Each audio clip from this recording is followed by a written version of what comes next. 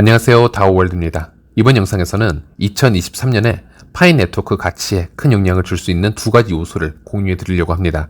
그리고 이 영상에는 제 개인적인 견해도 들어있음을 먼저 이해해 주시고 영상을 시청해 주시길 바라겠습니다. 제일 먼저 2023년에는 탈중앙화된 KYC의 중요성이 부각이 될 수 있음이 여러 미디어에서 거론이 되고 있고, 이에 따라 파이 네트워크 또한 긍정적인 영향을 받을 수 있음을 먼저 말씀드리도록 하겠습니다.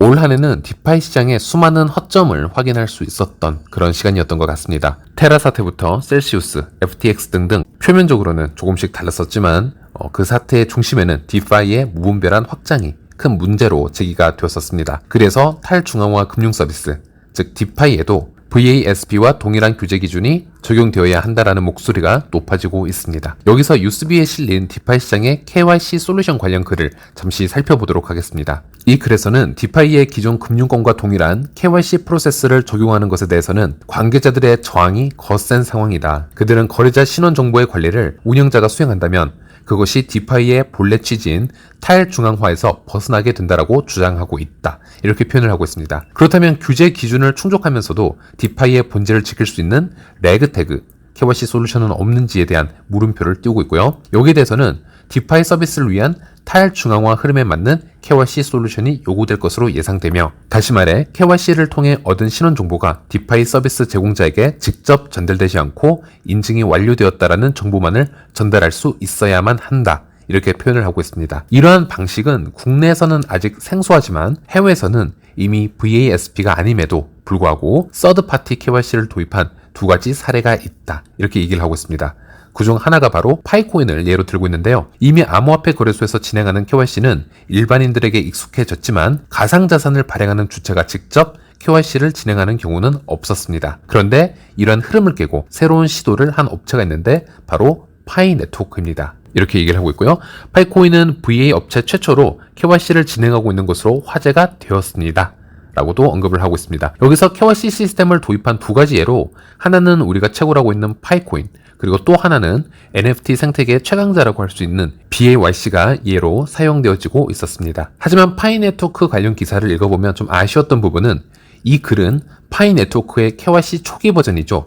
요티의 KYC 방법을 예시로 가지고 나왔다라는 부분입니다. 아마 이 글을 쓸 당시에 현재 파이 네트워크의 탈중앙 KYC 시스템이 시작되고 있음을 인지하지 못했을 가능성이 매우 높고요. 그 전 버전인 KYC 인증 전문 업체와 협업을 했던 부분만 가져온 것은 매우 아쉬운 부분이라고 할 수 있겠네요. 만약 현재 탈중앙 KYC 시스템을 이 글에서 소개를 해주었다면 이 글의 솔루션과 완벽하게 맞아들어갈 수 있는 대표적인 예가 되지 않았을까 한번 생각을 해볼 수 있었습니다. 어쨌든 최근 들어 이렇게 개인정보를 모두 오픈하지 않고 본인이 본인임을 인증하는 방법, 또는 서드파티에 기대지 않고 신원 인증을 할 수 있는 기술들이 이 크립토 세계에서는 매우 중요할 수 있는 부분으로 얘기가 되어지고 있습니다. 파이 네트워크의 개발자 니콜라스는 올해 7월에 이렇게 얘기를 했습니다.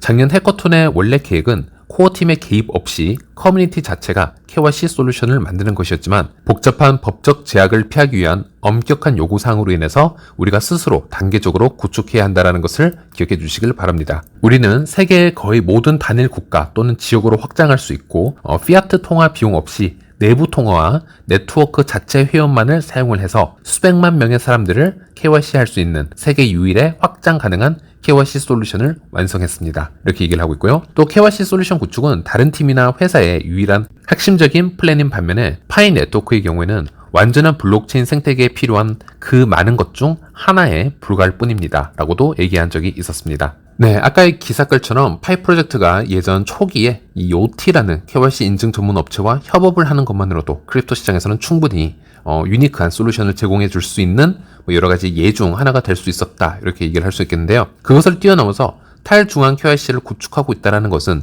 이 미래의 크립토 시장에서 훨씬 더 큰 솔루션을 제공해 줄 수도 있고 더 큰 임팩트를 줄 수 있는 잠재력이 있다. 저는 이렇게 생각을 하고 있습니다. 그래서 일단 2023년에 이 크립토 시장 전체에서 탈중앙 KYC 또는 Verified Credential이라고 하는, 즉 확인된 자격증명에 관한 요소가 어떻게 더 발전해 나가는지에 따라 파이 네트워크의 이 전체 가치 또한 크게 영향을 받을 수 있는 부분이라고 생각을 해서 지금 공유를 해드렸습니다. 그리고 두 번째는 리플과 SEC 소송전의 결과에 따라서 파이 네트워크의 가치도 크게 영향을 받을 수 있을 것 같다라는 한 크립토 전문가의 의견을 가지고 와 보았습니다. 2020년에 시작된 이 소송전은 SEC, 즉 미국 증권거래위원회로부터 시작이 되었습니다. 이 SEC라는 기관은 리플사를 상대로 약 1조 4,300억 원의 규모의 미등록 증권 판매 혐의로 소송을 제기를 하였고요. 현재까지 이에 대한 소송 결과가 나오지는 않은 상태입니다. 물론 많은 분들이 이 리플과 SEC 소송과 파이 네트워크가 무슨 관계가 있는지 물어보시는 분들이 있으실 거라고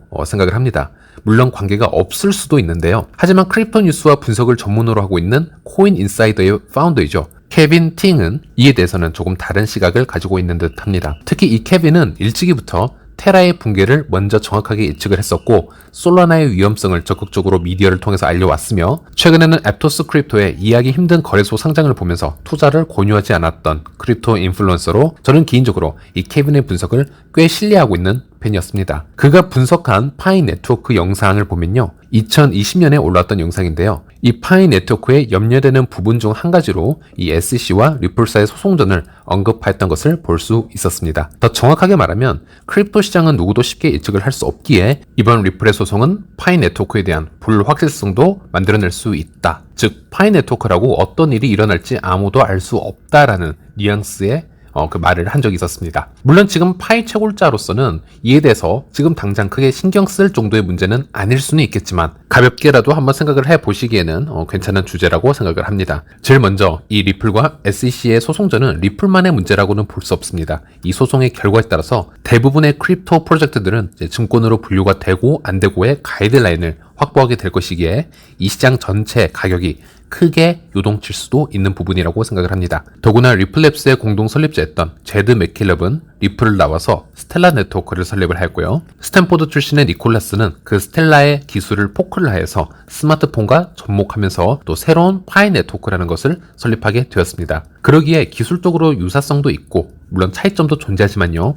이 크립토 업계에서는 파이 네트워크를 언급할 때 리플과 스텔라를 떼놓지 않고 함께 언급하는 이유도 이런 기술적인 유사점이 존재하기 때문이라고 저는 생각을 하고 있습니다. 그러면 파이가 리플과 마찬가지로 증권으로 분류될 또는 의심받을 부분이 있느냐의 문제가 남았는데요. 보통 우리가 증권을 판별하기 위해서는 네트워크의 하위 테스트를 적용해보고 이에 따라 몇 가지 요소에 해당되는지에 따라 보편적으로 이것이 증권이냐 아니냐를 판별할 수 있다. 현 상황에서는 이렇게 얘기를 하고 있습니다. 다행히 파이 네트워크는 ICO를 하지 않았고 프리세일을 진행하진 않았지만 프로젝트를 출발시키기 위해서 소액의 펀딩을 받았으며 오픈 메인넷의 탈중앙화 정도에 따라서 SEC가 판단하는 정도의 차이가 발생할 거라고 저는 생각을 하고 있습니다. 여기서 만약 리플이 SEC 소송에서 승소를 할 경우에는 파이 네트워크 입장에서는 그런 아주 조금의 불확실성조차 제거를 할 수 있는 기회이기 때문에 높은 가치를 형성하는데 매우 유리하다고 할 수 있겠으며 또 미래 다수의 기업이 이 파이 생태계로 유입되는 데 있어서 리스크를 없애는 부분이 될 수 있기 때문에 또 가치 형성에 큰 도움이 될 부분이라고 생각을 하고 있습니다. 참고로 이 리플과 SEC의 소송전은 약식 판결 결과를 기다리고 있고요. 내년 1분기쯤에 아마 결과를 알 수 있지 않을까 조심히 예상 중입니다. 네, 오늘은 여기까지고요. 다음 시간에 다시 찾아뵙도록 하겠습니다. 시청해주셔서 감사합니다.